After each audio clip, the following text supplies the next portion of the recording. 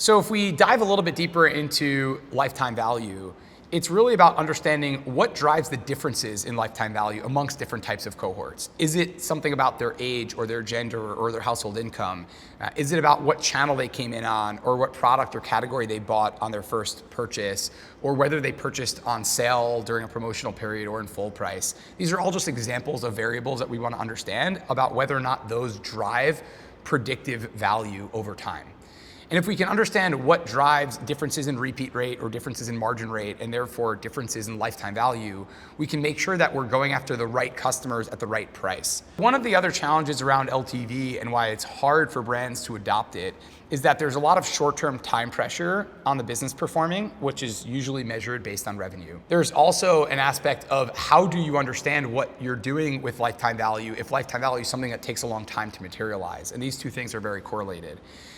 What's funny about this is that if you are trying to hit your revenue goals, lifetime value will actually make it easier for you to achieve those goals over time.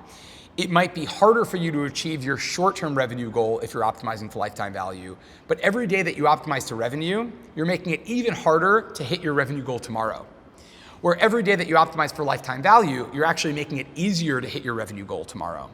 So there's this funny kind of impatience happening here where brands are not willing to, let's say, invest even something along the lines of 3 to 6 months of being a little bit harder to hit revenue numbers, but buying the right customers at the right price that will have higher repeat rates and higher margin rates, which will make it easier for you to hit your revenue goals every single day in perpetuity after that short kind of waiting period for you to see those results kick in.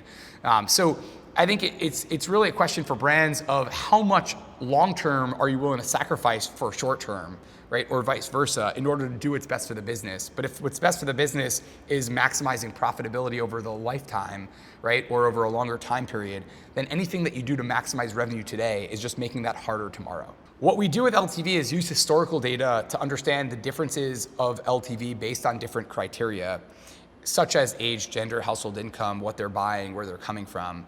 But once we understand those things, we can use that to predict lifetime value actually in real time. As an example, if we shift a brand from ROAS maximization to LTV maximization, even in the very first week after making that change, we can look at what kind of customers we acquired in that week, what cohorts they map to, and how much lifetime value we are predicted to generate from the customers we just acquired last week.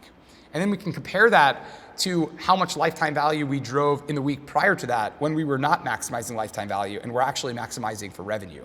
Because in the week before the shift, we know what the traffic mix was and therefore what the customer mix was, and we can tie them back to those cohorts and understand how much lifetime value was generated when we were actually pursuing revenue. So LTV is one of the most important pillars of performance branding, and the simplest way to think about it is that we want to pay the right price based on the predicted value. It's not about going after only the highest value customers. It's about matching your willingness to pay with their predicted lifetime value. And if we can do that well in marketing, we will maximize lifetime value for a brand.